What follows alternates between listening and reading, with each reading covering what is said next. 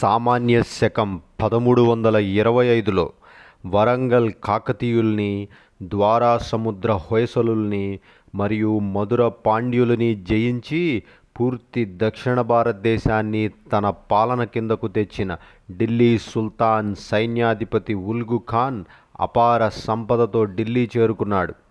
ఈ దక్షిణ రాజ్యాల హిందూ సంపద శాపం ఢిల్లీ సుల్తాన్లను వెంటాడుతూనే ఉంది. గతంలో అల్లావుద్దీన్ ఖిల్జీ, ఖుస్రో ఖాన్, మాలిక్ కాఫర్ మాదిరే ఈ అపార సంపద యువరాజు, సైన్యాధ్యక్షుడు అయిన ఉల్గు ఖాన్లో సైతం ఆశలు రేపింది. ఉల్గు ఖాన్ ఢిల్లీ చేరే సమయానికి తన తండ్రి మరియు ఢిల్లీ సుల్తాన్ గియాజుద్దీన్ తుగ్లక్ ఢిల్లీకి దూరంగా వేరొక ప్రాంతంలో ఉన్నాడు. కొద్ది రోజులకే ఢిల్లీ చేరుకున్న గియాజుద్దీన్ తుగ్లక్కి బ్రహ్మాండమైన స్వాగత ఏర్పాట్లు చేసిన ఉల్గు ఖాన్ ఒక కృత్రిమ మండపాన్ని రాళ్లతో నిర్మించి ఒక స్ప్రింగ్ ఆధారంగా దాన్ని కూల్చే ఏర్పాటు చేశాడు. అనుకున్న రోజు రానే వచ్చింది. ఢిల్లీ చేరిన సుల్తాన్ ఈ మండపంలోనే కూర్చొని ఉల్గు ఖాన్ అతని అనుచరులతో విందు వినోదాలతో మునిగిపోయాడు.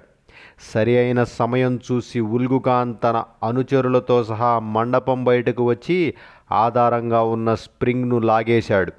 పైకప్పులో ఏర్పాటు చేసిన బండరాళ్లు మీద పడేలా చేసి తన తండ్రి మరియు ఢిల్లీ సుల్తాన్ గియాజుద్దీన్ తుగ్లక్ని చంపటం ద్వారా పితృహంతకుడిగా చరిత్రలో నిలిచిపోయాడు.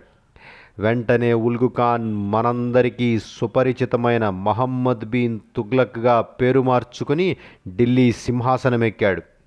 ఇంతటితో ఆగితే తుగ్లక్ని మనం ఈనాటికి గుర్తుపెట్టుకునే వాళ్ళం కాదననుకున్నాడో ఏమో. తన పాలనలో 6 విచిత్రమైన నిర్ణయాలు తీసుకొని మహమ్మద్ బిన్ తుగ్లక్ కంటే పిచ్చి తుగ్లక్గా గుర్తింపు పొందాడు. తన పాలన మొదటి సంవత్సరంలోనే అప్పటిదాకా 5% ఉన్న ట్యాక్స్ని 10% చేసి రైతుల నడ్డి విరక్కొట్టి వ్యవసాయం అంటేనే పారిపోయేలా చేశాడు. ఈ నిర్ణయంతో అప్పటిదాకా భారతదేశం చరిత్రలో ఎప్పుడూ చూడని దుర్భిక్ష కరువుని ఎదుర్కొంది. రెండవ నిర్ణయం మనందరికీ తెలిసిన రాజధాని మార్పు.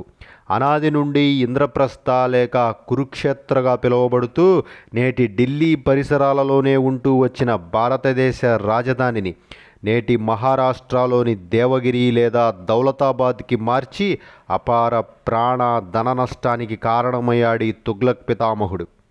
ఢిల్లీ సుల్తాన్గా ఇతడు తీసుకున్న 3వ నిర్ణయంతో అప్పటి భారత ఆర్థిక వ్యవస్థ కోలుకోలేని విధంగా దిగజారిపోయింది. ఈ తుగ్లక్ తనని తాను అలెగ్జాండర్గా ఊహించుకుంటూ ప్రపంచాన్ని జయించాలనే కోరికతో పెద్ద ఎత్తున సైన్యాన్ని సమాయత్తం చేయసాగాడు. అంత పెద్ద సైన్యాన్ని పోషించటానికి తన దగ్గర ఉన్న బంగారం సరిపోక దేశంలో నాణేల రూపంలో ఉన్న బంగారాన్నంతటినీ ఉపసంహరించుకుని వాటి స్థానంలో రాగి నాణేలు ప్రవేశపెట్టాడు. ఈ అనాలోచిత నిర్ణయం అప్పటికే అణచివేతకు గురవుతున్న హిందూ సమాజానికి మంచి అవకాశంగా పరిణమించి విస్తృతంగా దొరికే రాగితో నాణేలు ముద్రించసాగారు. ఈ తీవ్రత ఎంతలా ఉందంటే ఆ రోజుల్లో ప్రతి హిందూ ఇల్లు ఒక టంకశాలగా మారింది అని నాటి మహమ్మదీయ గ్రంథాలే పేర్కొంటున్నాయి.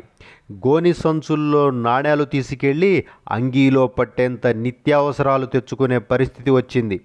దీంతో చేసేది లేక తుగ్లక్ తిరిగి బంగారు నాణేలు ప్రవేశపెట్టాడు. దీంతో ప్రజలు కూడా పెద్ద ఎత్తున రాగి నాణేలను బంగారు నాణేలతో మార్చుకోసాగారు.